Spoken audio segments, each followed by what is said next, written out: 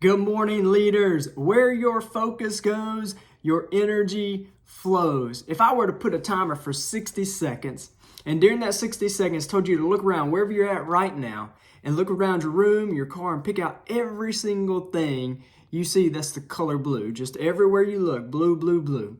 And then at the end of that 60 seconds, I ask you to close your eyes and in your mind's eye, recall everything you saw that was blue, and then speak out everything you saw that was red.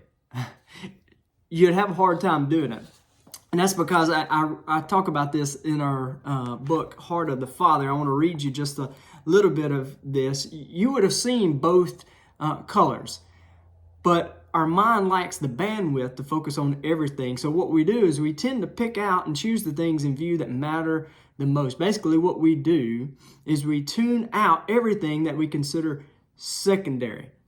I believe it is impossible for us to focus on positive and negative emotions at the same time.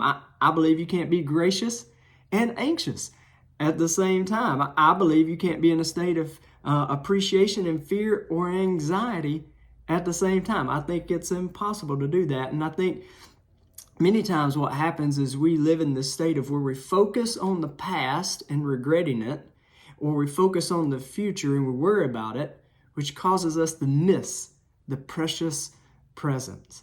And I think sometimes it's very easy to get to that point because you look around, you see social media or you see the news, and it gets us to focus on the negative things or social media. We see all these other people and the awesome things that they're doing with their life. We see the best of them on social media or whatever, and it causes us to compare. It causes us to compare, and I want to read you what I wrote right here in the book.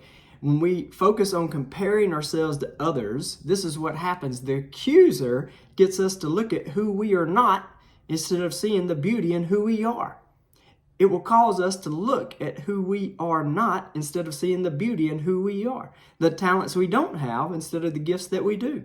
What we lack instead of what we possess. Where we're struggling instead of where we are strong.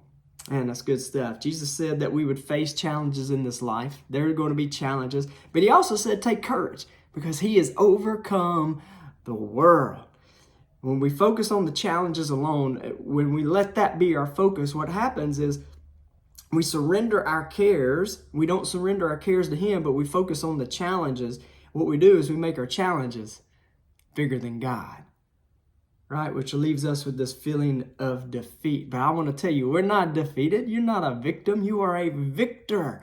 Romans 8 says we are more than conquerors. More than conquerors. Not just conquerors, but we are more than conquerors. I want you to think about today where your focus goes, because where your focus goes, your energy will flow. This has just been a little bit of an excerpt from a book on Heart of the Father. You can check that out on Amazon or go to my website, CoreyLeeLeadership.com. But I hope today has added value to you. I hope you consider where your focus goes, your energy flows. Have a great day, and God bless.